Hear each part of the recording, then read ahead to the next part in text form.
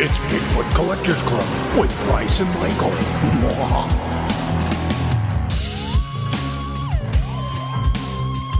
I know a ghost story or two.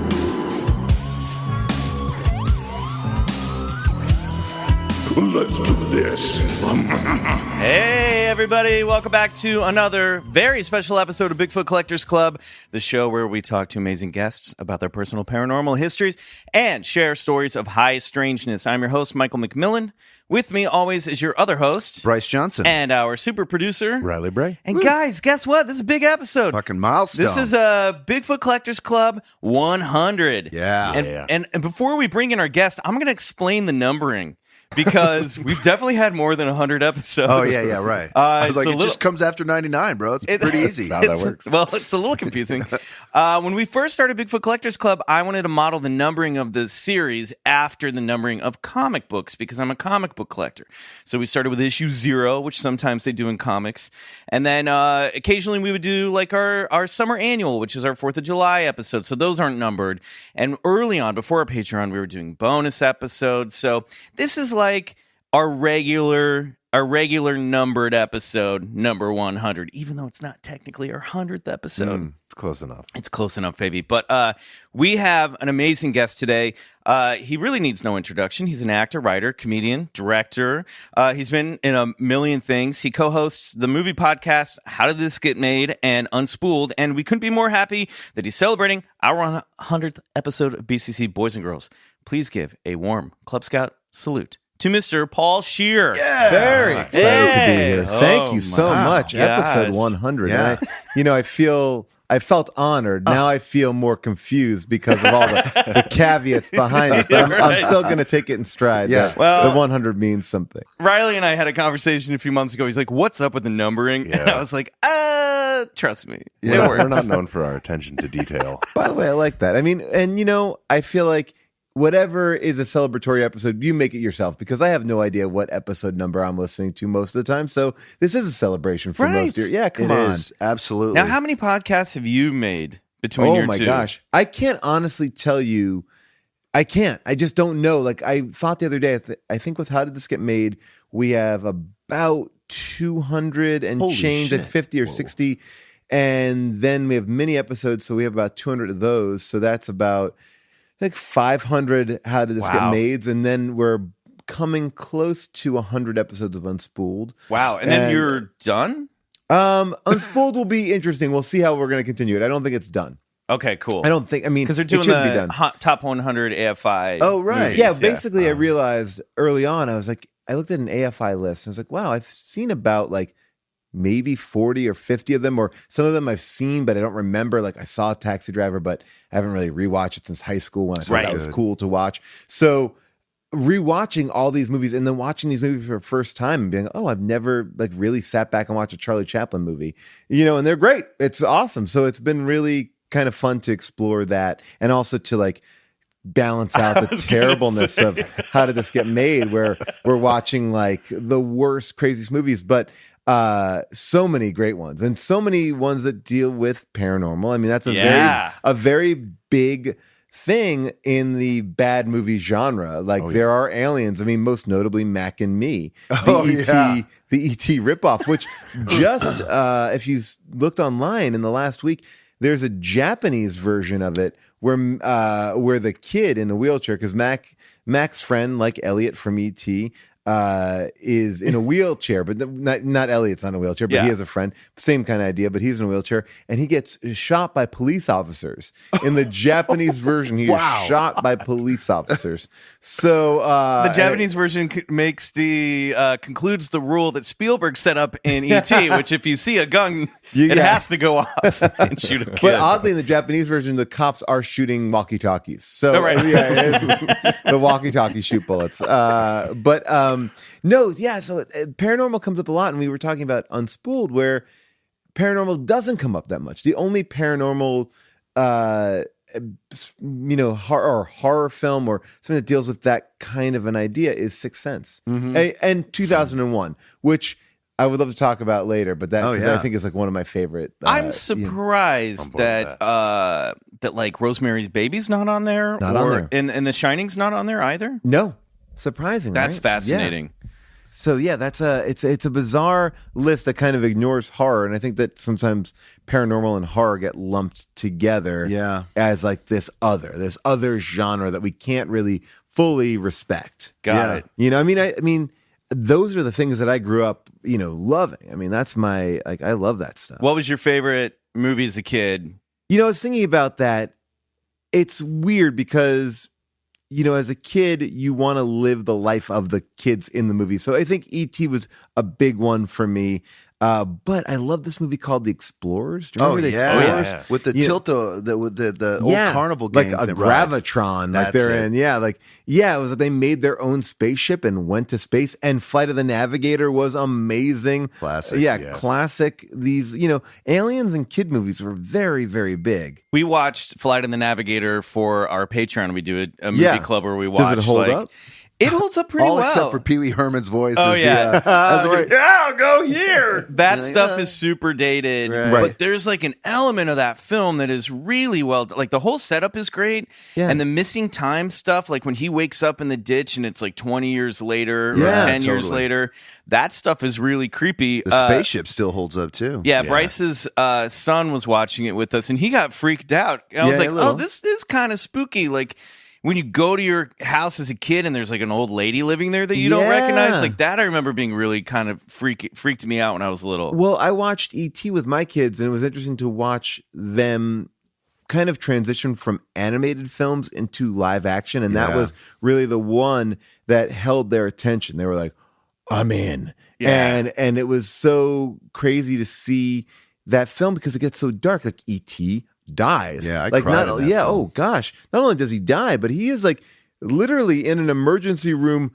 going ashen gray. They give up like heart monitors, everything. The kids yelling like, E.T. no, E.T. no. And I'm like watching this, my 5 and 3-year-old, and they were very much there for it. Like, and they were like, well, what happened? And we just had to kind of like, not kind of lay it. Like we didn't go like he's dead because we know he's coming back. So we didn't want to, we just kind of said he's sleeping, he's cold, he's sick. We kind of use those things. There's something called a Christ myth. Yeah. And you're about to see a modern telling of the Christ resurrection. So that was like, but it's funny how these ideas like still universally connect kids. I mean, like, I'm happy to hear your kids kind of responded to that Flight of the Navigator because I think there is something kind of weirdly special about it and weirdly dark about the movies that we grew up with that are no longer in kids' films. No, it's that true. Is this whitewashed all they're watching away. today is like Pixar and these animated adventures. And while some of them are good, actually, I saw a preview for something called Soul that Pixar was releasing. Oh, interesting. And I was like, okay, finally, we're getting somewhere with some of this stuff. But I was like, for the most part, it's not that great. Go ahead. I was just going to say, I feel like that the thing with Disney Plus right now is people are rediscovering like scary movies from our childhood. Like everyone's like, oh, Return to Oz. And it's like, that was a fucked up movie. Yeah, and there's like the Escape from Witch Mountain and stuff like that. There's a lot of scared me. Weird movies, right? And I think because you had these adults trying to understand what kids like, but they didn't really know. There was no market testing for it in a way. Like The Black Hole is a dark, weird movie that I think ultimately is better than people give it credit for. I think that they kind of morphed it into trying to be Star Wars at a certain point. They're like, oh, that's what people want. We'll make it Star Wars. But it was darker than Star Wars. It was almost more akin to 2001 than it was Star Wars. Right. And I just feel like we don't have that. I mean, the biggest thing that you have in Pixar and Disney, and I love all those movies, but it's like, so a parent dies, a parent dies, a loved one dies, and then the journey begins. Like that's how you're kind of jettisoned into it. But it doesn't go. It's not in the third act. I feel like these movies all in the third act. You're like, whoa, like it's like it's all at the beginning. Like, but yeah, I miss out on that stuff, and I hope that my kids continue to like weird, movies from my time. So, every Friday night, I make sure that we have like a habit of getting Chipotle and bringing it home and watching a movie. Yeah, we do a movie night too. Yeah, but I always make sure that we go back to something I liked as a kid. So it's nothing in new releases. So it's always like either Three Amigos or Flight of the Navigator, something old school. I want them to have a good knowledge of that. Well, I also think it's a different style of storytelling. Like we watched Star Wars for the first time, my 5-year-old and I, and it was really fun to watch it with him. him, and I'm not going to make him watch the other ones yet. I'm like, we'll get there. We'll get into it. He's got the rest of his life to unpack the prequels. Exactly. Well, I'm kind of curious about this machete order. Like, this is the order that they say you're supposed to show Star Wars. Yeah. Which is Rogue One, New Hope, Empire Strikes Back, and then you go Attack of the Clones, Revenge of the Sith, Return of the Jedi, Force Awakens, and then Last Jedi. Skipping Phantom Menace. You skip Phantom Menace and you drop those prequels in the center, and the reason being that you're watching it. It's like, Luke, I am your father. Oh, we're gutted. Then we basically watch the story of Anakin. Yeah. So then you create a redemption arc. So it pays off really well in Return of the Jedi for the viewer. And then you're off to the races. I was in a relationship a number of years ago. It's been a while. And but that's how she had never seen Star Wars. So I was like, let's try it this way. Yeah. But I did Phantom Menace, which surprisingly she really enjoyed. And then, but this was before Rogue One and Han Solo. So right. I've been trying to figure out how you would incorporate those. Part of me thinks just do 1, 2, and 3. Yeah. Or sorry, 4, 5, and 6.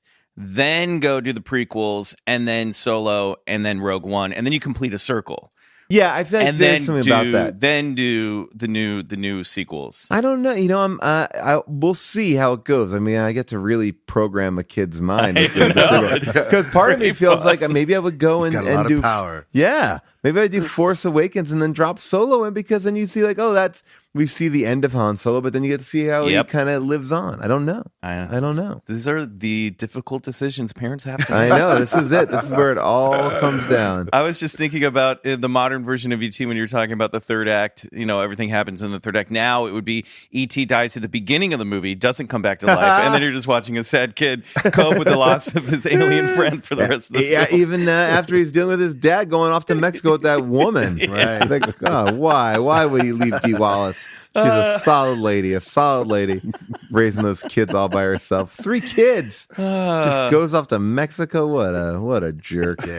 Well, Peter Coyote comes in. Yeah, Peter Coyote's pretty cool. Yeah, he's a cool guy. Man with the keys. All right, we're going to take a quick break. When we come back, we're going to talk to Paul Scheer about his personal paranormal history.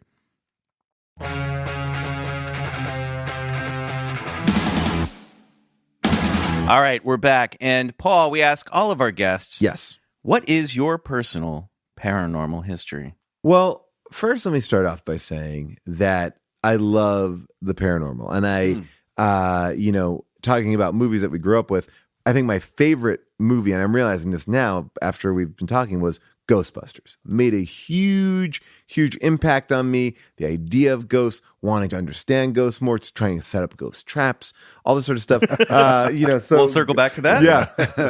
But Ghostbusters was a huge kind of eye-opening moment, because it came at a time when I was alive as a child, that was my first foray into like ghosts and scary ghosts. Yeah. So I was obsessed, and so much so that I love hearing a ghost story. And there are people that can tell me a ghost story, and I can't remember the details as good because I'm so caught up in listening to their I am fully in. And so I'm a collector of good ghost stories. I love a good ghost story. And so much so that my good friend Rob Hubel, for his bachelor party, we rented an old house in Ojai, and I hired paranormal investigators to come. So that was our event. Some people do whatever they want to do. We hired a team of paranormal investigators we went around the house, and we ghost hunted in the house, and we tried to feel things. And we learned things from them. How did you find the house? Or why did you pick this one? So I will say it like this. I wish I was smarter and would have tried to find a haunted house. Although that's not... The house was pretty clean. Yes. Yeah. It's not necessarily something that people lead with on VRBO. And our house is haunted. I believe, actually, I was doing some research for... we just did Spirit of Christmas on How Did This Get Made, which is a movie about a B&B that's haunted. And we were joking around about the logistics of that, but apparently in Boston, there is a law that you don't need to announce whether your house is haunted before you sell it. Because clearly someone bought a house and was like, it was haunted. I want my money back. And the court upheld that is not something that you need to do, which I think is amazing that law is in the books in Massachusetts. That law is in the books. So there's no way to find out. We just picked an older house, and then we found this team, and there's a mother and a son and a friend. And they brought out their tools, and we went around, and we all got CDs a couple weeks later of the recordings, the ghost recordings. But my personal moment with the paranormal, I talked about this a little bit on How Did This Get Made.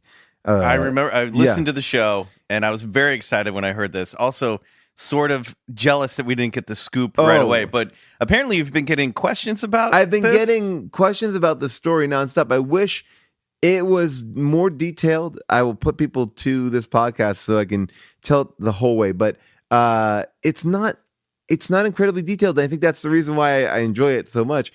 I was a little kid, and I think I was really into camping out. I made a tent over my bed, so I felt like I was always camping out. I was always camping out in the backyard, and when I couldn't camp out in the backyard, I'd camp out in the living room, and if I couldn't camp out in the living room... Yeah, ghost traps to keep an eye on. And look, I had to do it. I mean, look, I grew up in a time where a movie like Ghostbusters could be like the number one movie for like 15 weeks, and there were no toys, no merchandise. Like the most you get is like a novelization of Ghostbusters, maybe a book with no some stickers. toys until the cartoon, which was like a weird version of it. I know. I mean, I remember I held on to my Ghostbusters stuff, and there was like a really crappy Star Wars book that was like Yoda trains you to be a Jedi, and at the end you could give yourself your own certificate. And I never filled out that certificate because I didn't feel like I achieved. I was like, I couldn't move that thing from across the room. Yeah. So, but I can't make rocks float. Yeah, I know. So I tried every day. I would read the book and try to do it. Just staring at that unfilled certificate. Just like one day I will make it. I just kept it there. But I had something similar to Ghostbusters, but I wasn't trying trying to capture ghosts this night. I wasn't having ghosts on the mind. I don't know if this is before or after I see Ghostbusters, but it's not all this to say is it's not directly correlated to Ghostbusters. Yeah. So I will say that I'm also in a family at this point, and I'm trying to flesh it out as much as I can, that is a big believer in we become born again Christians. That was my next question: is what was the house? What was your family like? Yes. What was their belief system growing up? There was an element of being. So my mom married this guy, and this guy was from a family that was very heavy into being a born again Christian. We would watch PTL, which is like the Tammy Faye Baker. Kind of religious televangelism kind of shows. And we would go to church on Friday nights sometimes for like seemingly hours. My parents like replaced my Weird Al albums with just took them away because she thought they were demonic, because there was a song called Nature Trail of Hell on a Weird Al album, and I couldn't listen to In Excess because there's a song about suicide on there. So we're very religious. I got Christian action figures. Yes. So I had like Moses with the 2 tablets, and David and Goliath, obviously. Well, like it was much more like Moses and Peter and Paul and Jesus. It was like not the fun stories, not the ones that actually fight each other. No. I mean, but I would put Moses in a Batmobile, no problem. But and it, as much as I was kind of experiencing this born again life, it wasn't something that like I kind of took in hook, line, and sinker. It was sort of like, I go to this thing. My parents were divorced, so I would spend a lot of time with my dad, and I think my dad kind of balanced that out. But like my mom was talking in tongues, and there was baptisms. And where did you grow up? Long Island. Okay. So there was like going into the tanks and being baptized and all that sort of stuff. Wow. And so there are occasionally these stories about how like they felt, the presence of God. And like this one story I heard as a kid, it was like, and this is it has to be true because it sticks out at you. Like, I feel like as I get older, the stories that stick out to me are the ones that didn't really make sense as a kid, and they go back and go like, what happened there? It's like, oh, he was in a car accident and died. Like, oh, right. He didn't just disappear. Car accident. Yeah, because it's like, it's sort of like you hear these stories and you're like, it's told to you in a kid way, then they forget to ever like remedy that, like, update you later, be like, oh, by the way, you're 13 now, you can know about your like when I first like went to the doctor, my doctor was like, what about this and that, as an adult, and I was like, I think this and I think that, and my doctor was like, that seems suspect. And then I talked to my mom. I was like, no, your grandfather had lung cancer, and this is this. And I was like, oh, right, these are things I did not know.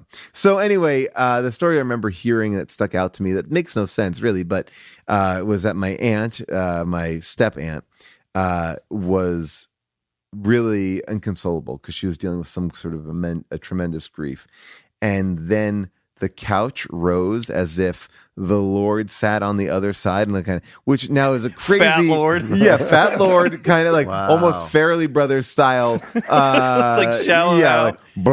Like knocks her up, and then she felt so warm in the presence of God that she was surrounded. But again, it's a crazy story because like, all right, so the couch lifted up in the air.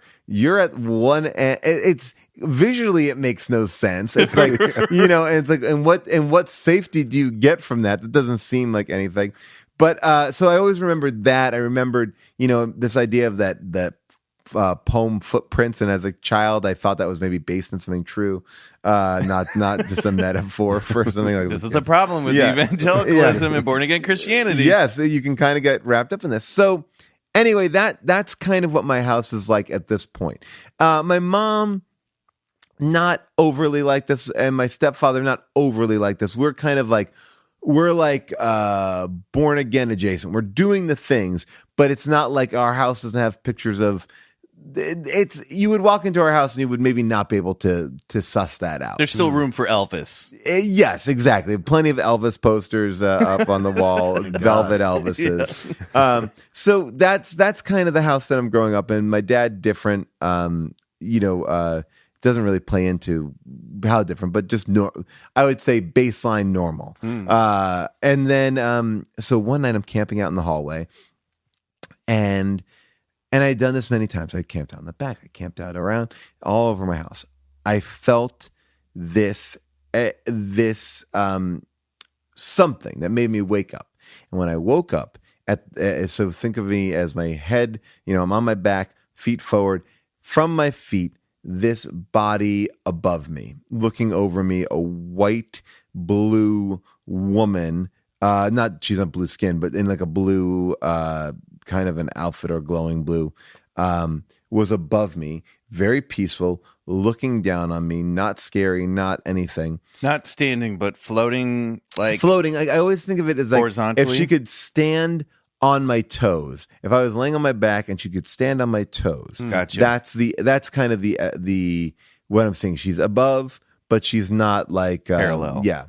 And so I just had this moment where I just kind of stared at her and she stared at me, and I was awake. I was definitely awake. It wasn't scary. And this is where I'm a little fuzzy, but I feel like I might have called out for my parents. And when in the minute I kind of called out, she just disappeared.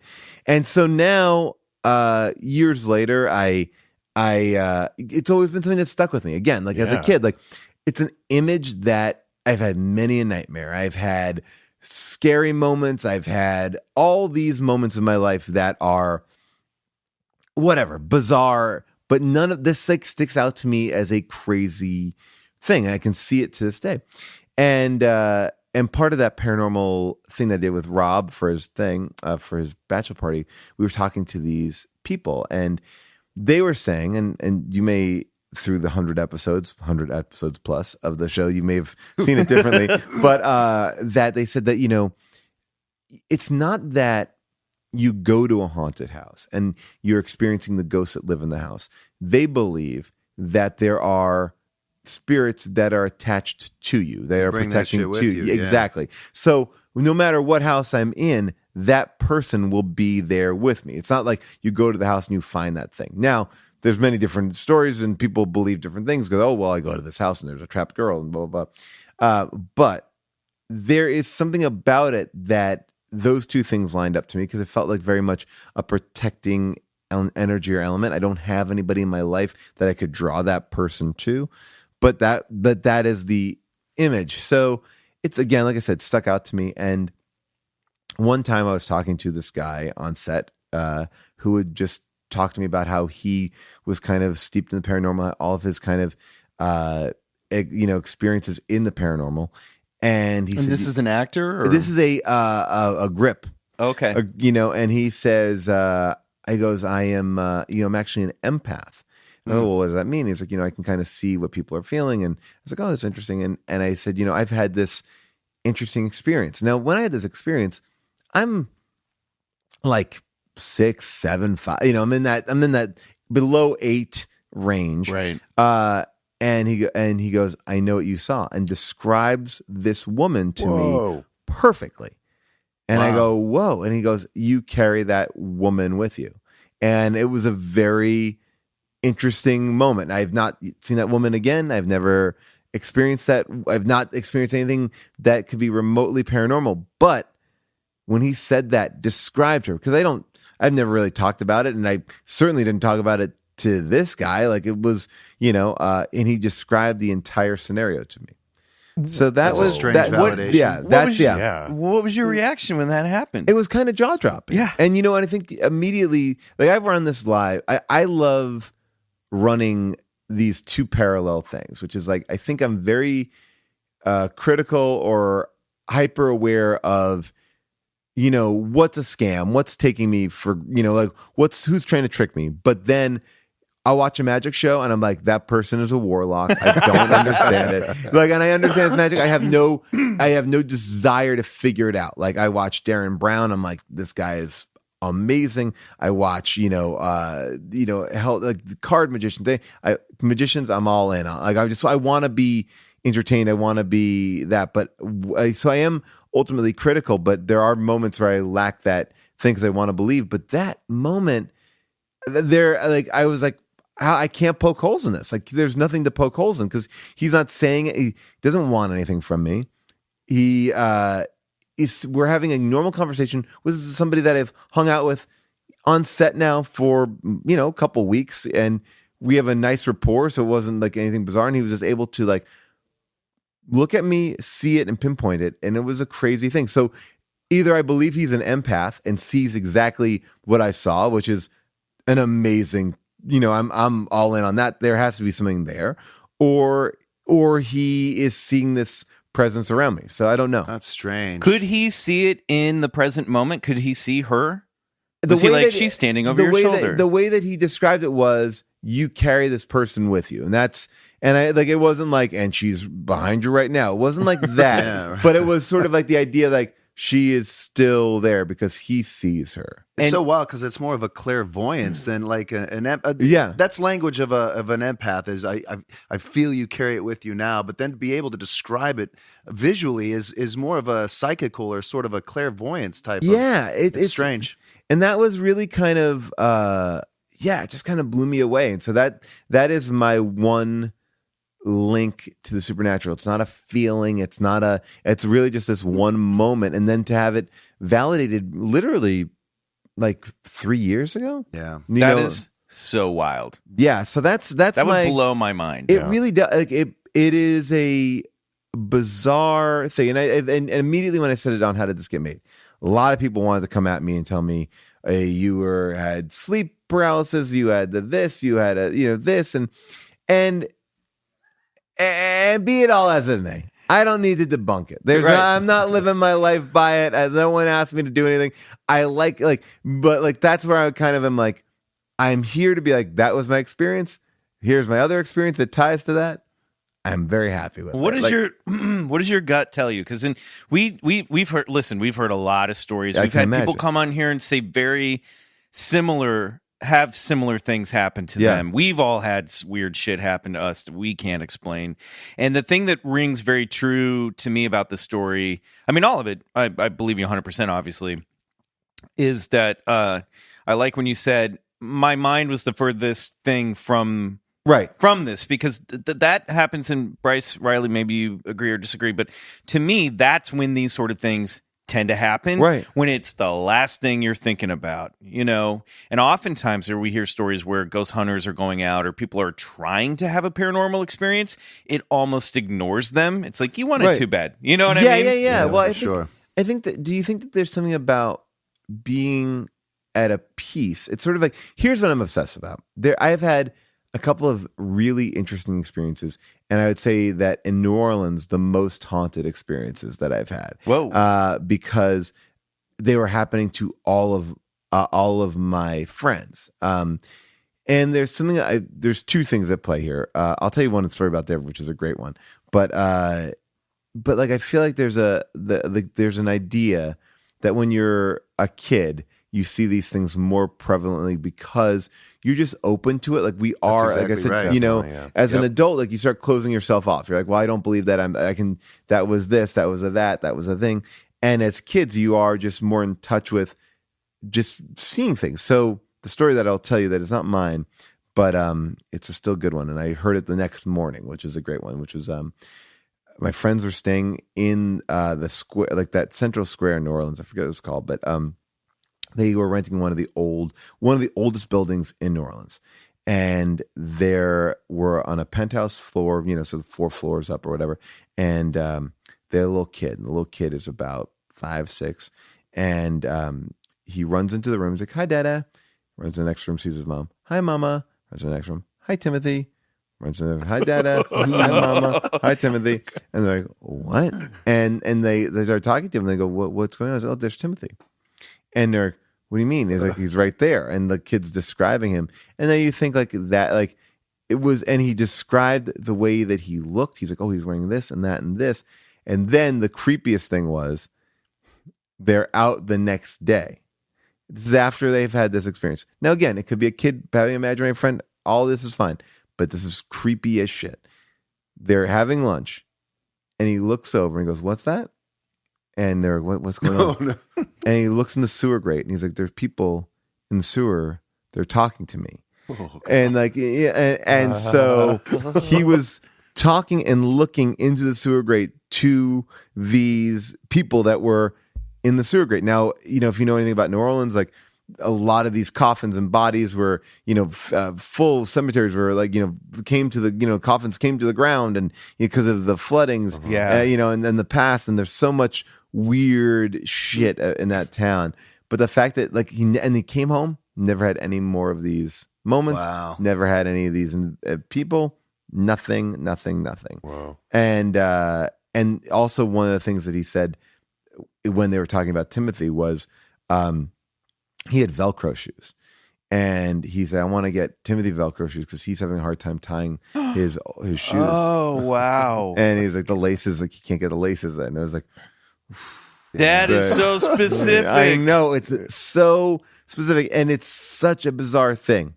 So, all that being said, that I don't know. There's something about creepy kids, little Timothy with Velcro. Yeah, get that old 18th century boy some Velcro. But I do believe that you when you're open, you're most open to it, and your guard is down the most, right? Mm-hmm. Like I feel like that's when you're going to be interacting with that space. Do you witness anything like that, either of you? And you obviously don't have to get too personal about your own kids, but do you guys witness any weird stuff like that with your children? Like, have you ever been like, "Oh, they're paying attention to something that I can't see or sense"? For me, no, but I think my son is very sensitive, and he is uber afraid of the dark. There's like something very primal and visceral to where he can, like, the hallway will be lit up and he'll be like crawling along the wall side of it, like avoiding the dark, like it's a real thing. So I think he's sensitive to some of that stuff. Yeah, right now my kids aren't, like, they're into nightmares. Like, I had a nightmare. Well, what's a nightmare? They want to tell me. My oldest is actually very much into death, and asking questions about death and who dies and why do you die and how old do you have to be to die, and it's just a lot. Yeah, they're harder questions. Do you need Velcro shoes to die? Oh, let's watch Empire Strikes Back. Yeah, so those are tricky questions. But Yeah, no, I haven't noticed them like having an invisible friend, or I do believe that there's a sense of it. I do believe like invisible friends can be rooted in a paranormal background. Yeah. I mean, Yeah. I think there's some element to that. I don't know. I want to believe. I'm all on board. I love hearing the stories. I love seeing the things. So I'm a very much I'm all in. I'm there, and like I said before, like I'm the least reticent to try to poke holes in it because I just want to enjoy. I just want to enjoy it. Like I love reading all this stuff in mainstream papers now about UFOs and these real unidentified flying objects. Yeah, Like, it's this coming is to the great. forefront lately. Yeah. I'm not too woo woo, but I try and keep the energy of my house like in a good spot. And I'm Riley? not, maybe Do you I'm a have little something? woo, Yeah, and I'm little. not religious either. But whenever I light like an incense, I'll instead of just like. I'll actually go through every room and kind of like I'll wave it in Yeah. like a cross just to sort of sanctify the space, just to. And I don't know what that means to me, and but at the same time, I want to keep the energy of my house like flowing good because I don't know. I feel like I have the type of personality or the that can bring strange, especially doing this podcast for fucking 2 years. There's some strange things that have happened, so I don't want to bring any of that home. I'm very cognizant of that. Yeah. Are you ever going to share your thing that happened to you about a year I and don't a know. half ago? I don't know. I was He's been thinking sitting about on that. a on a personal Yeah. paranormal story that I'm just saying it's 100 episodes. No, no yeah, pressure. I'm just right. going to check in. Yeah. No, I'll update you on that later. I might, Never. Yeah, maybe not.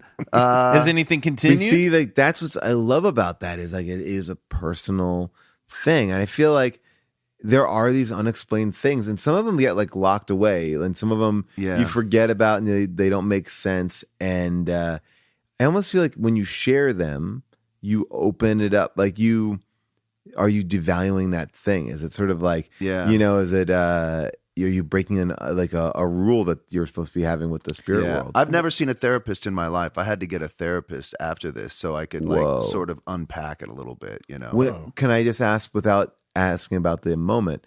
How does the therapist? Because I imagine Yeah. there's a paranormal element to it. Yes. So, how does the therapist deal with that as an idea? Like, is she trying to? He's open to it. I mean, because we were just trying to eliminate psychosis or schizophrenia or anything like that. So I haven't Yeah. ruled it out. No, but that's But- that's amazing because you have to like. Yeah, right. I imagine that's like, what I wanted to. I was like, I'm here to make sure I'm okay. Yeah.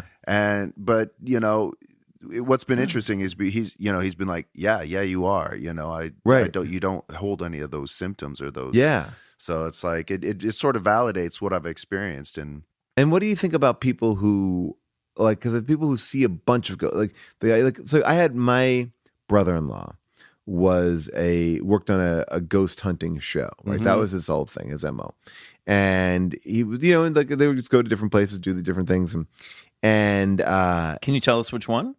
I would if I could remember Okay. the name of it. Fair enough. And he told me he had some really interesting experiences, and the one that like again, he did this all the time, open to it, but not like I will everywhere every day, He was sort of like, this is a gig, this is a job, I got to do this, and like he's a producer on it. Like he's not the ghost hunter. He's just sort of like, okay, here's the hotel you guys stay in Massachusetts. I got the camera. Let's go.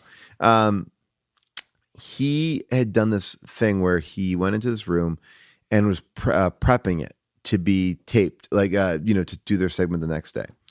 So he goes in the room, and he said part of the thing was the room had these old doors, and you had to use like black tape on it to block out the rays of light that were coming in, because I guess they were kind of even fudging when they were shooting, so it looked like it was night, even though it was, So they duvetine out the windows, and they do all the things, and duvetine is like a big black cloth, so he put that up over the windows, and then he on each door frame where the door meets the other part of the jamb, he uses black tape on all of it, goes out front and to get something from his truck, comes back in, all the tape and duvetine down. Wow. 5 minutes, like no one else is there. The only person in this whole facility to tape this thing about. And he's like, I ran out of there. I didn't see anything. I didn't hear anything. Yeah. He's like, but that was like an hour of work that was down in 5 minutes. Wow. And that was supposed to be the haunted room. They were like, no, we don't like this. Yeah. He was, and so that was his only, again, a guy who produced a ghost hunting show. Yeah. His only experience, but that was it. And that was just like, it freaked me the fuck out. Yeah. Wow. Why wouldn't it? My new favorite show is, besides my own, is Expedition Bigfoot. Yeah. But finale this Sunday on Travel Channel. yeah, don't miss it. Is Paranormal Caught on Camera on the Travel Channel. So it's like America's Funniest Home Videos, except for the paranormal. Whoa. And every week you're like, I mean, the stuff you're seeing is just like it's so fucking great because you're like, it is what it says. It's the paranormal caught A lot on of camera. ants sitting down with a bowl of popcorn to watch a Did movie, you and then see the that couch one where- just suddenly Did you see that one where catapults her the into girl the air. is levitating next to that woman out in the forest? Dude, What? Bryce. I'm not saying all of them are real, but Bryce sent us this video that was very cool yeah, of a little girl flying in the woods. she with wasn't her, flying; she was levitating. That There's was a difference. 100% fake. How? How says you? It looks just like something from what's the superhero movie that's like one of those caught on camera, like found footage superhero films with Yeah, Michael B. Jordan. Yes, I know in what it. you're talking about. Like, Okay. I know exactly It one. just looked like a special effects. It was Skeptic. I don't know. We can put a link up and let people judge for themselves. It was but great. I loved was it. like, Bryce. But it's like let's calm that. down. Who's that prophet out of the Bible that was that old parish priest that was supposedly able to levitate too? And there's a drawing of him. He was. It looked the same as he was levitating, just sort of floating about 6 feet in the air. So you're backing this video up with Guys, the I just, Bible? Yes. as you were talking to me, I'm realizing I had another paranormal experience, and I have audio proof of it. Let's Oh, do no way. it. All right. Yeah, It's 100th sorry. episode. We'll make all the time. Sorry, We I'm need. going long on No. this. I just have to scroll back to find. Go find it while you're doing that.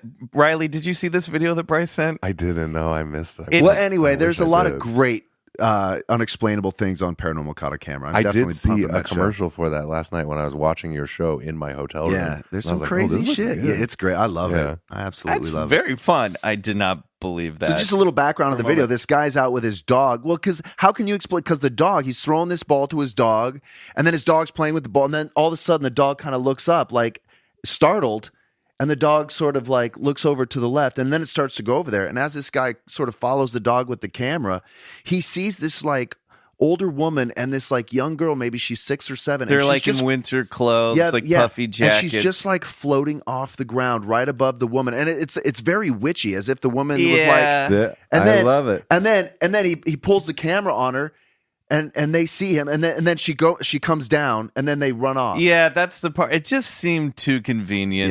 Yeah, I get you. I know what you're saying. It looks like a cool little mini horror Yeah. film. I just, Yeah. I don't know. There's not enough there to be like, this, No, I know. this is I so just sent it wild. because it was more kind of cool. But, It was you know. fun. I get it, Yeah. but yeah, I don't know if I buy that. Put it up in the show notes. And Yeah, let show the, notes. Let the Let me listeners make a decide. little Show note notes. Yeah. so I don't Take a forget. poll. Oh my gosh. But As we were talking about paranormal activities, I'm like, I feel like I am in touch with it, and then seeing that video and thinking about EVPs, I remember I have a more recent crazy experience, and I think the reason why I don't equate it as being my experience was because I was on a tour, a ghost tour, and I had it in a communal experience, and this is the EVP. I have it Even better. yeah, that's so better, I have it here. And I was actually in, I'm trying to remember exactly where I was in. I was in the same town from where that book, In the Midnight in the Garden of Good and Evil Oh, was. okay. That is that Savannah? Savannah, Yeah, Georgia. nice. Yes. Yeah. Good call. illiterate, Michael. So I saw the movie. I believe, so what we did was he believed this house was the most haunted house in the strip. And we had a crazy experience when we were walking around. One, which was we went up to this one house, we were telling the story about the ghost, and then the lights started to flicker in the house. It was completely empty. It was a church convent. There was no one inside of it. We went around to like up in the top floors, down floors, and it was flicker, flicker, flicker. Not like someone not that someone was in there doing it. It was a very bizarre paranormal occurrence. Now, Cool. I can also say Sure. Maybe this guy hired somebody and that's part of his stop. That's part of it. Standing in the other room, flicking a switch. 100%. And I'm always going to be like, but this is the what he got when we went out in front of the haunted house. Okay. And he said, sometimes we get stuff, sometimes we don't. I went on his TripAdvisor page and people were bummed. They were like, I've gone on it, didn't get anything. So it wasn't like this is like how he ends every tour. It felt very unique. Oh, and I also have a ghost hunter that I like to travel around with in New Orleans. I have a bunch. You have a lot. You're perfect for this. This is what happens on this show. People come in. I forget. All right. Okay. So here we go. Does this work? Just hold it. I think it will. Yeah, just hold it up. It'll be fine. Here and we play. Do you understand how you died?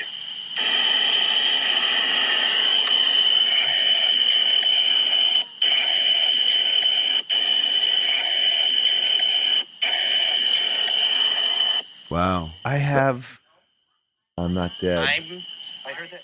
I'm not dead.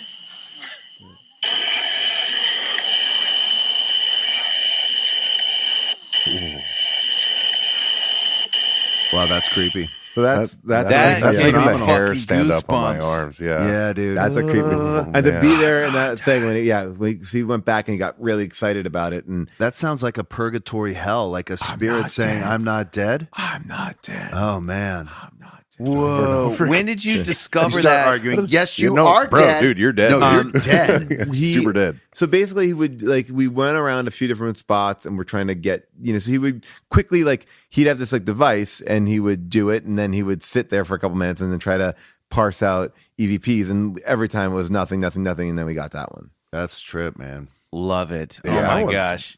That's an impressive one. Paul really. Scheer. Yeah. Bringing the paranormal. Yeah, dude. Good. Physical evidence. Yeah. All right, we're going to move on. We're going to play a game Yes. that we play with all of our guests. Okay. This is called Bullshit. Bryce. Or believe it. All right. So I'm going to go down a list of phenomena, and you'll say, believe it if you're open to it, bullshit if you're not. Got it. All right. I just have to be open to it. Yeah. Got it. Yeah. And if you're less so than others, Got it. just figure out a All way. right. Those are your 2 lines. That's Got all it. you can say. All I can say. Paul Scheer, on your mark, get set, ghosts, Believe it. UFOs, Believe it. Bigfoot, Bullshit. little gray aliens,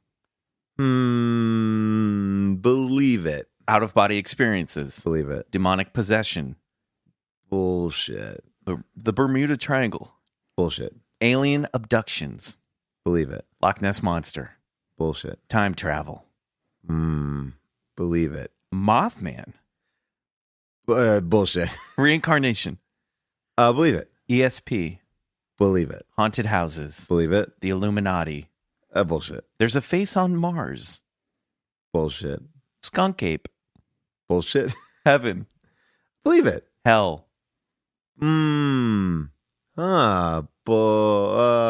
Bullshit. sea serpents, Believe it. poltergeists, Believe it. chupacabra, Bullshit. Atlantis, Bullshit. life on other planets, Believe it. parallel dimensions, Believe it. the apocalypse, Believe it. life after death. Believe it. Okay, all right. Nice. Not bad. Well that was done. pretty. Well done. Bryce, you got to be pretty happy with those I am results. happy with that score. That was well done. Bigfoot. You know what? I think the thing with Bigfoot is I believe that there is something, but I also believe that could be duped up. That I kind of believe that maybe look, this is obviously a tenant here. I mean, I don't want to. I would love to be informed more. Careful where you Well, step. No, I'm just kidding. but I think that there is that I think there are unexplained creatures that we may or may not see. I think there's an interesting thing with the Loch Ness Monster. I don't know, I'll watch every one of those specials. I want to see it. I want to believe in it. But I also believe that there are people taking advantage of the system. Yeah. That's Oh, with there- everything. Absolutely. there are. 100%. Yeah. Yeah. And that also throws a lot of people up because there are a lot of hucksters and hoaxers Yes. out there, and that gets shit. And then people get confused where if you prove one of those things Yes. was a hoax, then they go, well, no, they proved that Bigfoot was a hoax. Right. And that's kind of the thing that's where I kind of believe I'm open to the idea of a creature that is Bigfoot like, Yeti like, but that that we don't see. I feel like there are things that we have not seen that are on this planet that are big and that they have not been documented. I'm a big believer in that. I don't know if that one piece of footage of Bigfoot is that piece. That's where I'm at. I have something here that I'd like to show you. All right. This is a new addition to our collection. Whoa, This wow. actually was given to me by my sister for Christmas, so thanks to my sister Sarah. Look at that. This is a Yeti cast. This is taken from the original Whoa. mold of the Shipton Yeah, Yeti footprint right. Wow. from the Awesome. Himalayas in the 50s. That's really cool. And this is fascinating because we have a Bigfoot plaster cast downstairs, Yeah. and this is much smaller It is. Yeah. than and very wide. He's got fat feet. And by the way, I didn't mean to fat shame the Lord earlier. I apologize for that. No, but it was a That's the comical 11th image. commandment, actually. Maybe it was a ghost Yeti sitting on the bed. That Yeah, is, I know. that is Isn't that very cool? primate looking. Yeah, so Yeah. now we've got two That's casts great, man. in our Oh, yeah, collection. that's So really thank cool. you Adding to the collection. The Sarah, old for Eric that Shipton gift. You know, Yetis are supposedly supposed to be smaller than Bigfoots on average. You know, that's wild. They're kind of like orangutans. That's really cool. I was going to say, that I know that your audiences are Barney know it more than I do, but is there a quick thing you can give me to believe in Yeti or Bigfoot?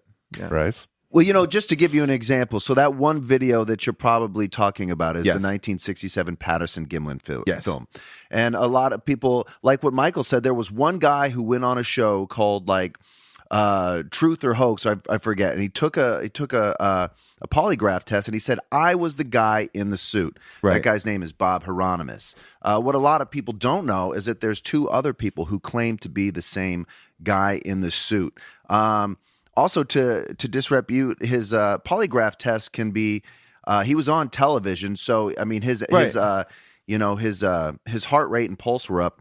The guy that also filmed it, Roger Patterson, he also took a lie detector test before his death, and he passed that as well. So there's two people passing a polygraph test, vouching for what they say. Now that guy, Bob Hieronymus, he's known in and throughout the community as sort of a liar and a huckster. Got it. Now at the time in 1967, that guy probably weighed 135 pounds, Right. you know, soaking wet.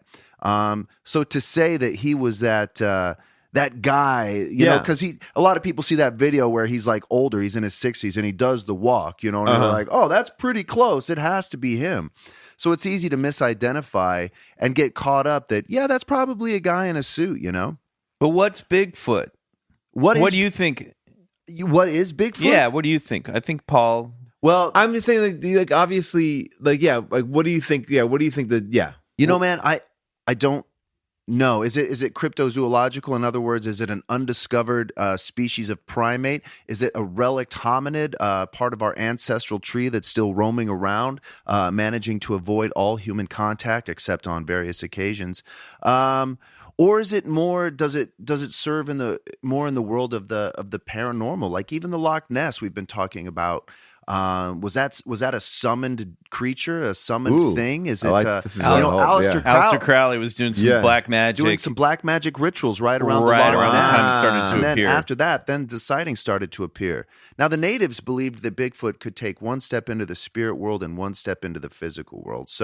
But they believed it was definitely a physical creature, but it had, some slide into superhuman other dimensions. into a capabilities. parallel universe? Yeah. You know, I've been working All right. on a show called Expedition Bigfoot.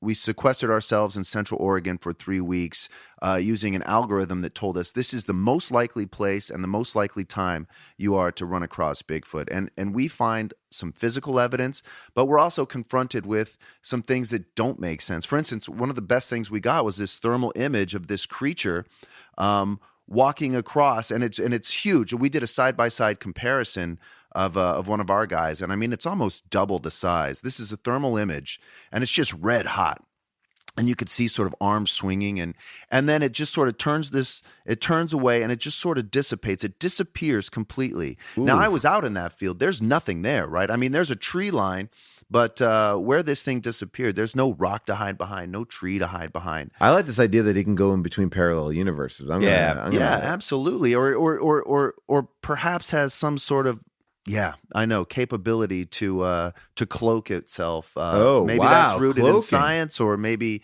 But I'm with you. I'm starting to think that there's there's something paranormal happening here. This is why we don't have a body on the table. Yet it still resides in the physical world, and it leaves physical evidence like footprints, hair, nests. People are able to capture it on video and photograph. Yeah. But, what do you think is the most best or the best documented Bigfoot sighting?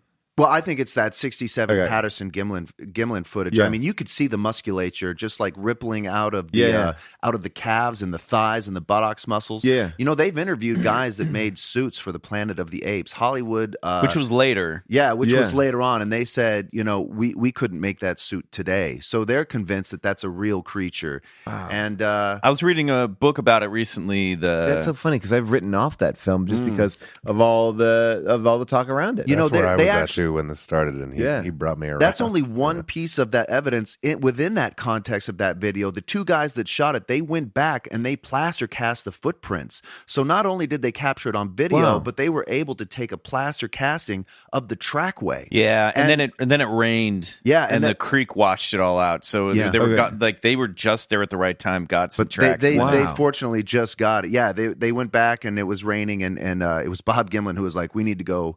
It's going to rain tonight. We need to go plaster cast those tracks." Now they had their horse. They had their horse because they brought in two horses as well. Yeah. They were on horseback, and they had the horses make impressions onto the wet sandbar. And the horses, which weigh about 400, 500 pounds, probably less, but they weren't even able to make the deep imprint that Sasquatch thing did. Bob Gimlin said, and I've talked to Bob Gimlin face to face, and he said he would jump off a log in his cowboy boots and try and make as deep of an impression as they could. They said it would take 700 or 800 pounds of pressure to get that type of footprint. All right, which now I'm on board. all right. Well, it's interesting, and in this book that I was reading, they talk about, because you can see like musculature underneath the skin in this video, especially now that they've been able to stabilize it with modern technology. See, that's what I need to see. Biologists at the time that disagreed with it said, well, the thing that's wrong with this video is that it's a female, but it walks like a male. Mm-hmm. And they also said this primate has a butt, which basically, you can kind of see the glutes. Yeah. And he's like, they argue, which primates don't really have. But my argument is, well, not a primate. It's something maybe in between the two. Wow. Right. That kind of defies some of the biological laws based on specimens that we have. So I don't know. There's always going to be mystery around this video and people who see both sides of it. But that's really the one piece of footage that got me really into this whole thing. And it wasn't even the musculature or the context surrounding the video. It's when that creature looks back at the 16 millimeter camera and you can see that face, and there's you can almost peer through the eyes. I remember watching that on In Search Of with Leonard Nimoy, and they were doing a re-examination of the footage, and something just rippled through my gut saying that's not supposed to be there. Yeah. I just felt a guttural instinct that is a creature that they got very lucky to capture. And that still today, even with everybody with cell phones, stands as probably the best photographic evidence of Bigfoot. It's amazing when someone can capture a creature, but what happens when the creature captures you? Yeah, well, we're going to talk about that on our story of High Strangeness right after the break. Let's do it.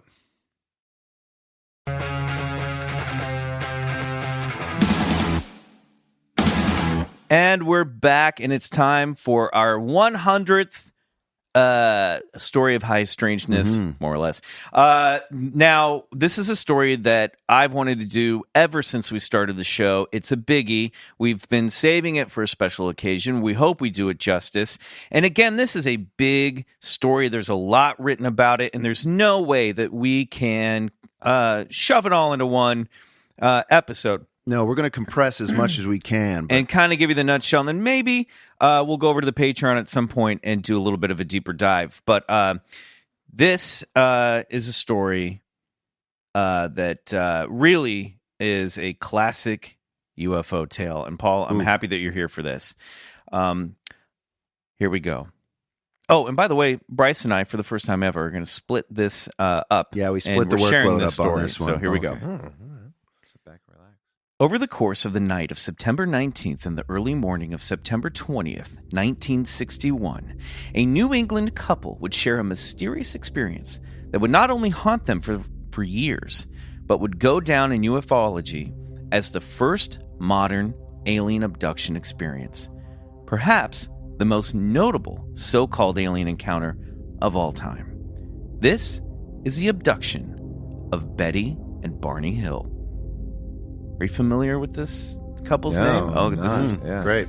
All right, so the sources for this, my main source was a book called Captured, The Betty and Barney Hill UFO Experience, the true story of the world's first documented alien abduction by Stanton Friedman, who is a nuclear physicist and a famous ufologist, and Kathleen Martin, who is, she's actually Betty's niece. Her mother was Betty's sister and one of the first people to hear this story. So Kathleen grew up in this household hearing this story. I mean, this was the story that really kicked off the abduction phenomenon. Before this, you hadn't heard about it. Okay.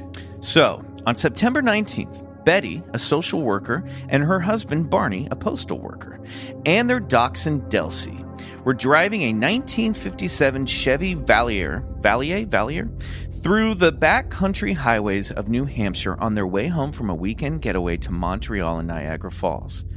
The forecast was calling for a stormy weather system on the 20th, so instead of staying the night in a motel, Barney and Betty decided to drive straight home and expected to make it back home to Portsmouth by 2 a.m. Sidebar: Barney and Betty, and I bring this up as a cultural note, we're an interracial couple. She was white, he was black. And one of the other reasons that they decided maybe we'll just skip a motel and go straight home is every now and then they were worried about going into a place of business and being rejected. Now, Barney said, I've had a pretty good life and I don't encounter a lot of racism, but sometimes you never knew what situation you're going to get into, especially that during those times and in rural areas, even, on the East Coast as well. And not only that, just to, more than just a postman, he was a civil rights advocate. This is he true. won an NAACP award and was invited to the inauguration of Lyndon Johnson. So these guys were sort of pillars of their community. Yeah. Not just the typical, like, I saw a UFO, And Barney, I'd like to note, was also not a believer in this stuff. Didn't believe in flying saucers, wasn't a big paranormal guy, very practical, very smart guy. So anyway, Barney was driving, and around 10:30 or 11 p.m., Betty looked out her window and saw what she thought looked like a shooting star moving upward and then stopping to the left of the moon. She stared at this bright object, wondering what it was, and pointing it out to her husband, who was trying to not get lost on the late-night drive home. They eventually pulled over to let Delcy, their dog, out, all the while keeping an eye on this strange light in the sky, which Betty had been continuing to observe during their drive. So at this point, they're outside their car. They take turns looking at this object through a pair of binoculars. Barney was getting annoyed with Betty getting excited over this strange light and figured it was just a plane or the Air Force practicing a drill.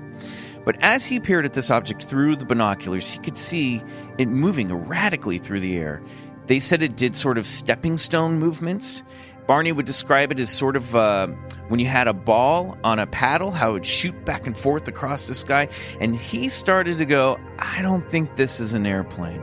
So they get back in the car, and for the next 30 minutes, they keep watching this strange light as it seems to follow alongside their car, trying to figure out what it was. Finally, they pull over near the Indian Head cliff face, which is a famous landmark that's since crumbled, near Lincoln, along the White Mountain Range. Barney pulls over to a spot with a clearer view to observe the craft. Before getting out of the car, he grabs his pistol from under his seat and puts it in his pocket. Now, the object had swung out ahead of their car and was now about 1,000 feet away and 100 feet in the air, more or less.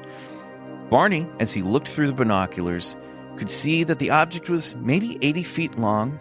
It was saucer-shaped, and there was a double row of lights in the center of the object, which he realized weren't actual lights, but windows. And the strange thing is that this craft is making no noise. This is when Barney starts to get a little nervous. And as he's peering at this craft, it tilts downwards and starts to slowly approach. And through the binoculars, Barney can see 8 to 11 individuals walking around the interior of this craft. He said that they were dressed, they were shorter than a human figure, and dressed in sort of shiny black uniforms with caps on their heads, like little military caps. And the thing that kind of really freaked me out and freaked Barney out is he said they moved around in this sort of precision that reminded him of Nazi soldiers. And one of them, who he sort of called the leader, was fiddling with a panel, looked over his shoulder and made eye contact with Barney.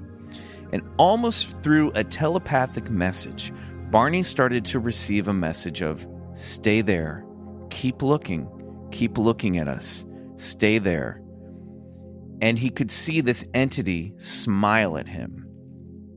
And he's standing there looking at this. Betty's asking, "What do you see? What is it? What's going on?"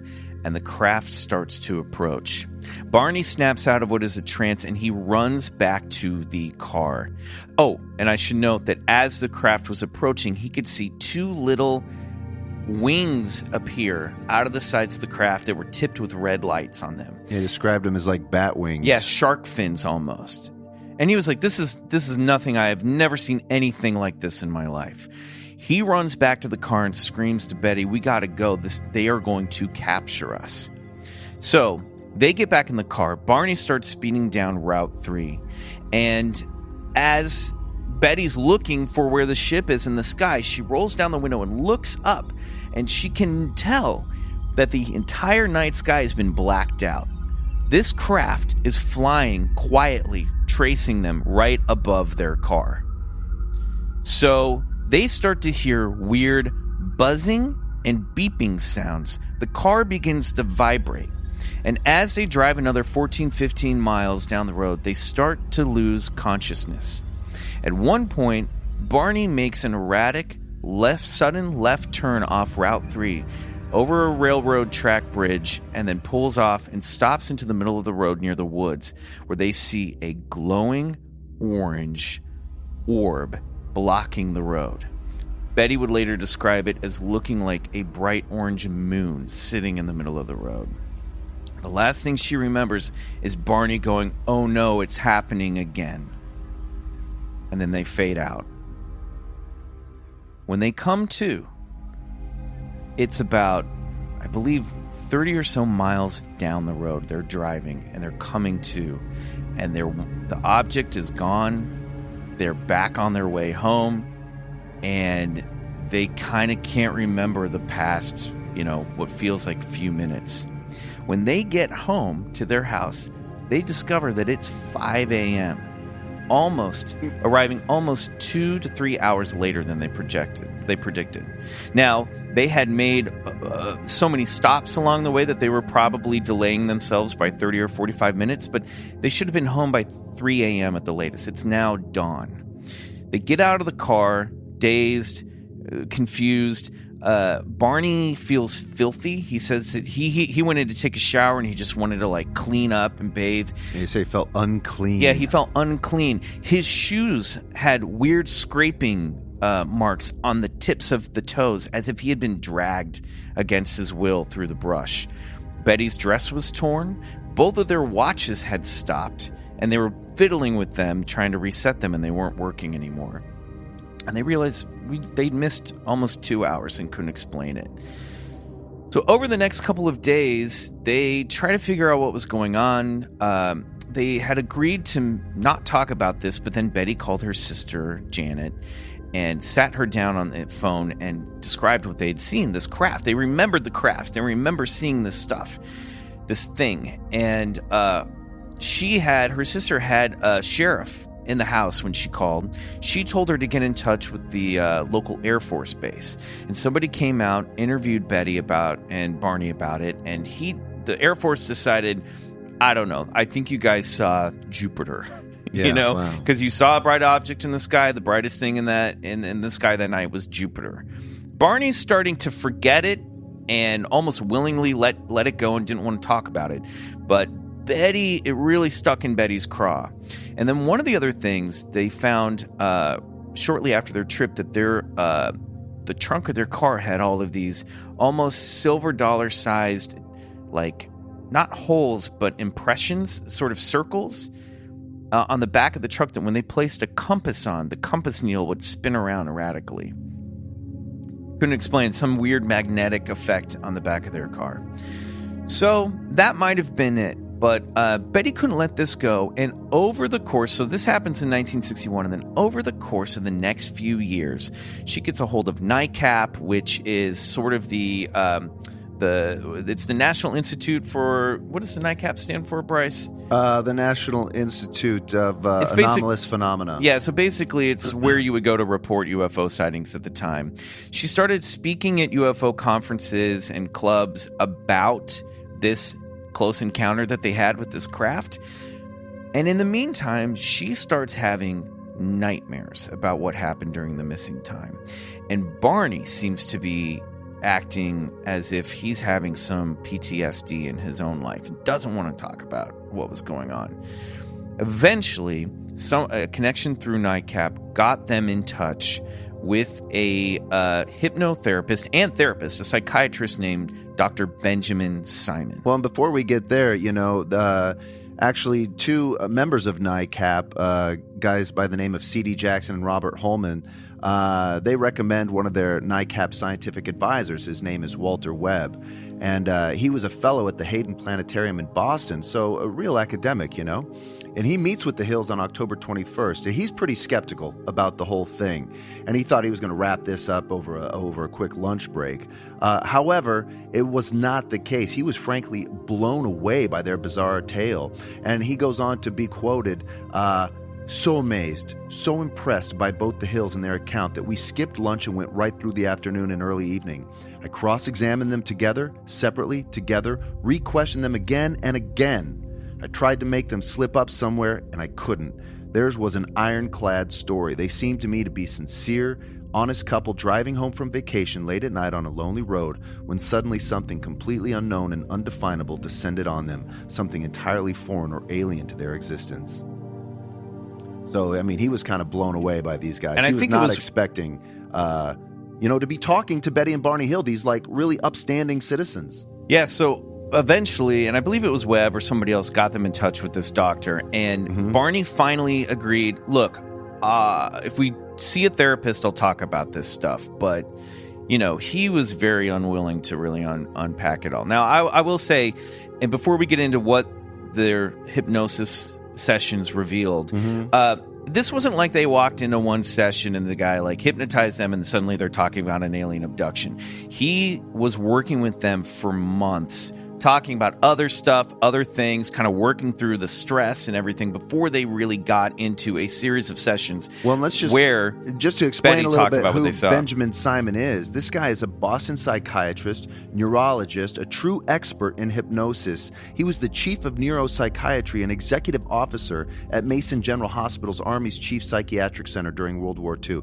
So this guy's a big fucking deal in neurobiology. And listen, the hypnosis that you see on magic stages where they get up and they hypnotize a guy and tell him to act like a rooster is completely different than regression therapy. Have you ever been hypnotized, Paul? No, I have not, but I've seen both of those things, yeah. So some of the tales of regression therapy have people been able to recount robberies and being able to see a car go by and name the license plate on that, so much so that it can help solve cases. His specialty was really also helping like soldiers work through what they called shell shock at the time. Right. People veterans of World War II and the Korean War, and really kind of helping them unpack things and traumatic memories that they had repressed. Well, so and it was his idea to sort of regress these two individually and separately. And at the end of their regression session, he would say, now you'll forget what we talked about, so they wouldn't bring it home and contaminate each other's stories, right? He did this very methodically. And, what did Betty and Barney, what happened to them during those 2 hours? Well, that's great. I think I was wondering if we should play that audio right now. I have just a little bit of Barney Hill's audio from his actual hypnotic regression session with Dr. Benjamin Simon. I know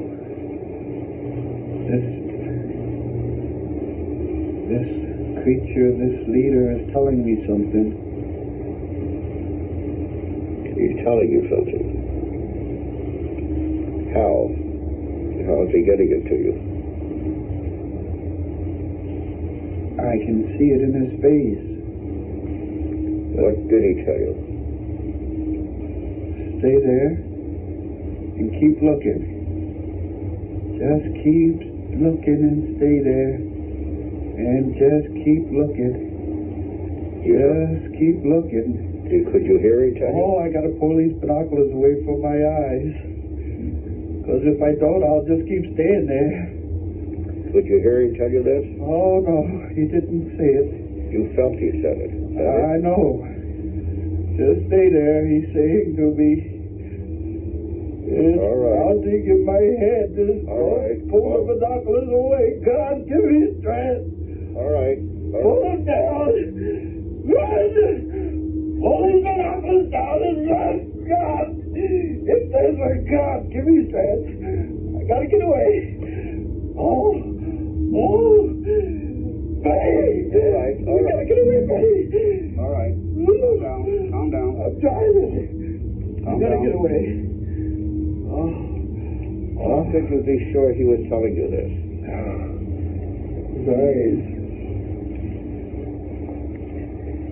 His eyes. Through the eyes.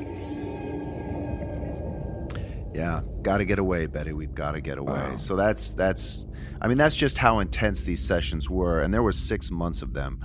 Both of Betty and Barney's regression sessions are complete, and they're available on YouTube. We'll put them in the show notes. So they would go on to describe that they went up a ramp up into the craft. Now that's when they see about 3 of these beings in what he described as an operating room. Now Barney said he was laid down on a table, his shoes were taken off, and a cup of sorts is placed over his genitals. He would believe later on that semen was extracted and that someone scraped his left arm, examined his ears, throat. A cylindrical device was placed up his rectum. Sorry. This is the origin of the anal probe. Yeah, this is the origin of the anal probe. It all started somewhere. Starts here. Someone counted his vertebrae, and Betty would recount... they removed his dentures, too. Oh, yeah. So they removed his dentures, and they were fascinated that they could take his teeth out. Now, in one of Betty's sessions, she recalls them coming over and trying to grab at her teeth, and they were very sort of confused why her teeth didn't come out. And Betty seemed to, hang with them a little bit better, and she's like, oh, he has fake teeth, my teeth are real, and they're like, oh, really? Yeah. So Betty was more along. She wasn't more terrified as Barney. She was like, okay, I'll go through this experience. And anyway, so she recounts what very closely resembled her dreams. One different being, the alien had no hair, whereas in her dreams they did. But yeah, in the dreams that she was having, she described them almost looking like Jimmy Durante. They were they were small, gray with kind of bluish lips, but they had these Jimmy Durante noses, she described. And this is stuff that was coming up in her dreams long before the regression sessions. And then once she was kind of reliving in therapy, reliving these moments, they took a form that was more the traditional alien gray that we think of today, with the big slanted black eyes, narrow featureless kind of faces. Yeah, and humanoid. She got the entire medical go-over as well. She would describe taking pieces of their hair, scraping parts of her skin. But it was when they pulled out this machine with a big, large needle and inserted it into her navel that things got a little more terrifying for her. And they told her it was some sort of a pregnancy device. Now, when you tell me they're counting vertebrae and they bring out this large needle, this reminds me of the old shamanic initiation sort of rituals that these shamans and indigenous tribes would go through. They would describe the same sort of things. So there's a weird parallel there. And when they inserted the needle in her navel, it started to hurt. She said one of the entities waved his hands over her eyes and all the pain went away. Yeah. So now she's up from this sort of procedure, and she's kind of, getting her whereabouts, and she asks, well, where are you from? And they don't think they can explain it to her. So one of the beings goes over to the wall and pulls down a map, right? Like on a third grader school board. Yeah, she said a map descended with blue lights with different stars and lines. It's almost like in Force Awakens when they're looking at the Skywalker, the map to Skywalker kind of looks like this, like a star map comes down from the ceiling. Yeah. And, so Betty recalls going, okay. And then she goes, well, I want something to remember this experience. And she looks over, and there's this sort of luminous book with strange vertical hieroglyphics on it. And she's like, what is that book? And then the leader said, well, you could take it with you if you'd like to have proof of this. And she goes, oh, that's when another one of the beings came over and says, no, we can't give her the book. You can't take this. You can't take. I'm sorry, you cannot take that. And so that's when they decided that they're going to erase her memories. And they actually tell her that. She's like, you're going to forget all this. And it was Betty who goes, I will remember. And she made a point to have a will to remember this situation. And the leader character was like, listen, you don't want to remember. It's better that you don't. Trust us. It's better that you don't remember. And even if you do, Barney won't ever remember this. And it's almost like a threat. It was very weird. Well, and it's what we know today as these, sort of curtained memories that so many of the abduction experiencers recall. They can't have access to these entire memories. It's only when they're usually put under a regression session that some of these memories become more open to them. Now, on a little side note about that star note, there was a school teacher. Her name was Marjorie Fish, and she was an amateur astronomer. And she made it her life's work to figure out where in the universe this star map was. So she started creating all these. She looked at the star map. Betty had redrawn the star Betty, map. in one of her regression sessions, had redrawn this star map. Yeah. And Marjorie Fish, working on this project in minute detail for approximately 5 years, finally came to the conclusion that this was Zeta Reticuli and Zeta Reticuli 2, which is now infamous in alien abduction culture. I don't know if you're familiar, but I think even Bob Lazar from the famed Area 51 reverse engineering fiasco or sort of story says that that's where he believed the aliens were from. But it's fascinating because when Betty drew this map in her hypnotic regression sessions, she had stars on that map that had not yet been identified by NASA, and it was only until some of the stars weren't there and the puzzle couldn't be complete until they discovered some of these stars in like 1967, like 2 years later. So she'd basically drawn a star map that scientists had not yet discovered. Now, just to show you a couple of their drawings that they actually drew. This is the one that Barney drew in his session, and you could see the little cap there. Yeah. It's a little Grinch-like eyes. Yeah. And weird. They had a painter friend sort of paint this more. They described it later, and they said this is almost exactly like what we were looking at. And somebody created a sculptured head of it. Yeah. Betty used to like to carry it around to her UFO conventions and show people that. Now, at the end of the 6-month sessions, Dr. Simon allows them to recall their memories. However, he was convinced that they had not been abducted because, well, he just didn't believe in aliens or UFOs, and nor did he want to acquaint himself with any of the literature on the subject. But it was Betty's initial dreams that inspired Barney's account. And that he said it was Betty's initial dreams that inspired, Barney's account. And perhaps they experienced a strange psychical disorder called folie à deux, meaning shared madness or madness for two in French. Now I'll have madness for two, please. Yeah. Now that's a condition where an otherwise sane person develops the symptoms and delusions of a person suffering from psychosis, and they take on those same delusions, which is ridiculous if one thinks about it. Afterwards, Simon wrote an article about the Hills for the Journal of Psychiatric Opinion, explaining his conclusions that the case was a singular psychological aberration. Unfortunately for him, the abduction phenomena was not going away easily, and it was just really kicking off. Now, the Hills obviously rejected what Dr. Simon concluded, going so far as to say, God, they wished it was just an illusion or this psychical disorder, because this followed them for the remainder of their life. I mean, they were literally traumatized by this. Yeah. It's worth noting that Dr. Simon could never really explain the cause of Barney's trauma that came about on the evening in question, nor does it explain the physical evidence left behind in the case. Now, debunkers and skeptics, they took their cues from Dr. Simon, and the Air Force adopted the laughable explanation of what Michael said, that it was just Jupiter, which is about as funny as swamp gas to me. Now, And they had also, it's important worth noting that they grew up, or they lived near an Air Force base and saw planes all the time, Right, flying around all the time. They were like, this is not a conventional aircraft. yeah. And, just to recount again, these are two individuals who were not crazy. They're not attention seekers looking for publicity.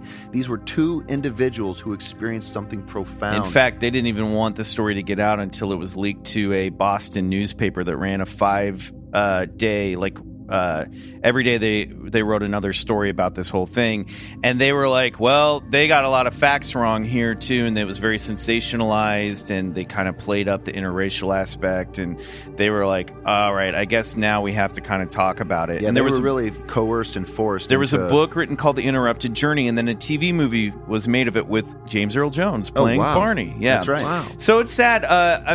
This really kind of hijacked their life, and sadly, Barney passed away from an aneurysm in 1969.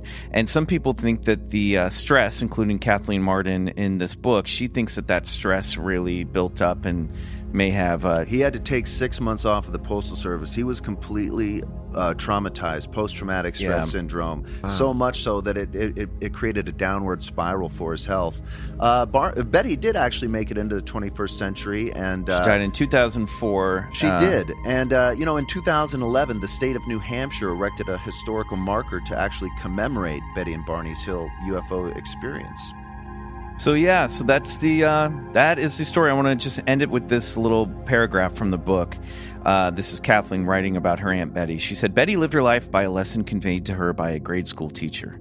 She said that each of us is like a speck of sand on a beach. Some are born closer to the water's edge, and others are born on the upper side of the beach, farther away from the tide. With each high tide, grains of sand are swept away into the ocean. Those at the water's edge are sometimes carried to the top, and those on the upper side of the beach are sometimes swept into the current by winds and storms. However, some of these grains of sand, whether carried by the tide or originating on the upper beach, escape being swept into the turbulent sea. It is those who go down in history. If Betty could have had her wish, she would have gone down in history as a groundbreaking social worker and a social and political activist. It was never her wish to go down in history as a UFO abductee. However, she was carried among those grains of sand that rose to the top, and unintentionally, she met her fate. There you go. That's the story of Betty and Barney Hill. Wow. What do you think? I mean, I 100% buy it. I'm all in. I mean, the one thing I had a question about was what did he say? He said not again when they were first getting. Yeah. So that they was pulled over the super road weird. a few times, Yeah. right? So during their drive back home, I think there was a total of 3 times where they would pull over the road, watch this thing sort of move about, go into the front of the road, and then lift off again. And then they would get back in their car. And then it was when they were pulling over and they saw that orb that he went, "Oh no, it's happening again." And then in the regression session, that they said 6 of the entities came out. 3 went to his side of the car and 3 went to her side of the car. They left the dog in the They car. left the dog. By the way. Adele, poor Delcy was, when they got back in the car, they found her curled up in a tight little ball in the back seat, and she was okay. But they did say in the 2 weeks following the incident, she got this really weird fungal infection that was treatable, but they were like, this is just kind of weird that she had some weird side effects. Well, because possibly. do we think that the magnetism of the car experience is because of the ship too? Yeah, and they think that maybe the beeping and buzzing stuff was the thing that was subduing them into sort of this trance-like hypnotic state. It's very, very weird, and we call this stuff high strangeness because there's so many weird aspects. One of the things that we didn't talk about, which I found fascinating, is about a week or 2 after the incident, and this is, again, long before they unpacked what was had happened to them in that missing time. They came home and they found a pile of leaves on their kitchen table. And they at first were like, what the hell?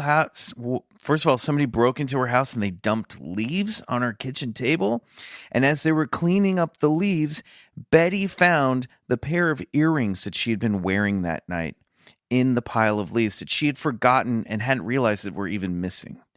So that is a fucking crazy detail. Yeah. And there are little touches like this that almost feel paranormal in this whole thing. And I think at some point we're going to go over this month and do a little bit more about Betty and Barney Hill on the Patreon and some of the more paranormal aspects of this. But Well, there's just to give weird you stuff in this story. A little sample about that. So in Barney's life, he was really immune to sort of any paranormal experience. He had a relatively normal life. However, Betty, from the age of a young child, she recounted these precognitive dreams in which she had visual dreams of her friends. It happened to her 3 times getting killed in a car accident. And those 3 people did, in fact, die just how she envisioned their dreams. So, there's a book written by a psychiatric, a guy named Dr. Berthold Erich Schwartz, who wrote a book called UFO Dynamics, Psychiatric and Psychic Aspects of the UFO Syndrome. And in that book, he tries to see if there's any relation to these people who have sort of these psychical aspects to their lives or precognitive abilities, that if these UFOs are somehow attracted to these types of people, Well, I was going to say, now that you bring that up, that's something that I experience a lot, that precognitive dream.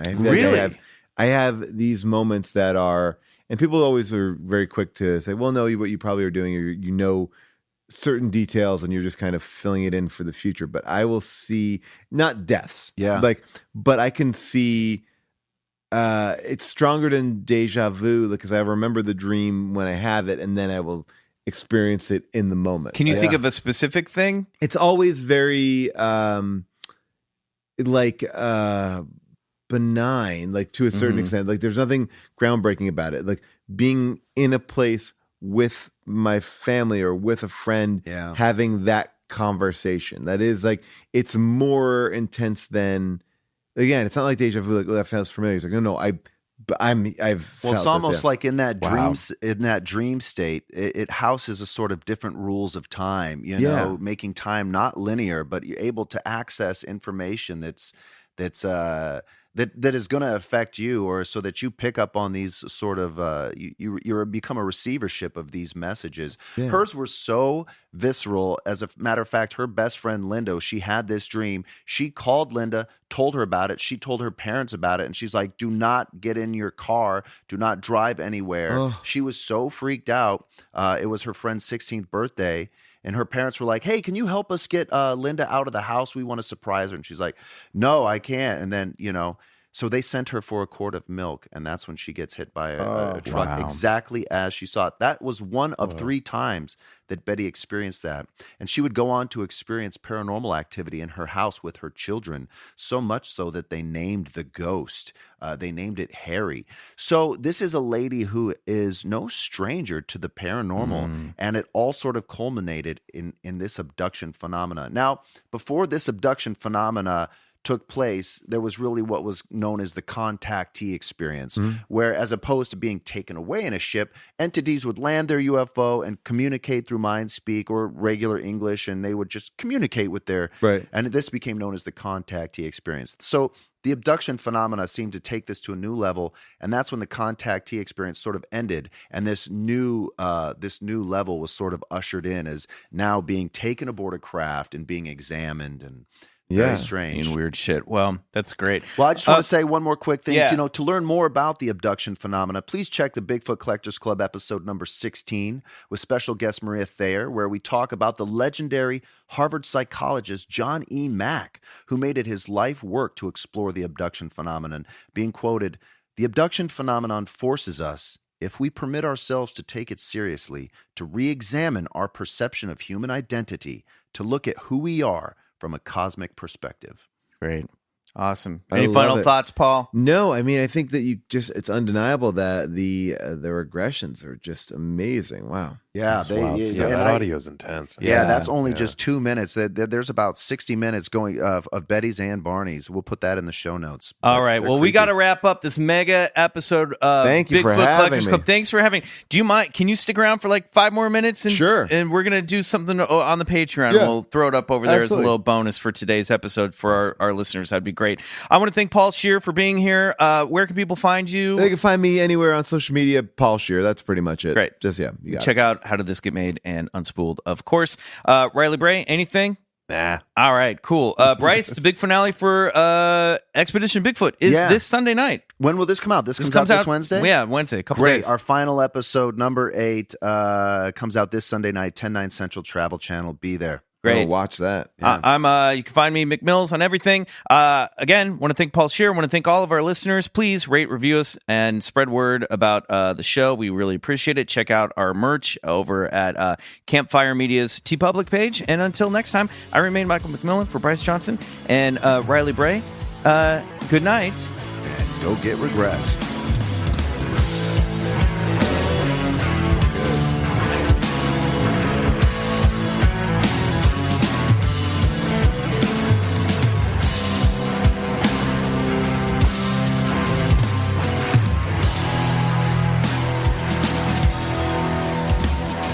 Bigfoot Collectors Club is produced by Riley Bray. Our theme song is Come Alone by Suneaters, courtesy of Lotuspool Records. If you like the show, please rate and review us on Apple Podcasts. It really helps get the podcast to more listeners. To support the show, check out our Patreon page at patreon.com/Bigfoot Collectors Club and unlock multiple reward episodes every month.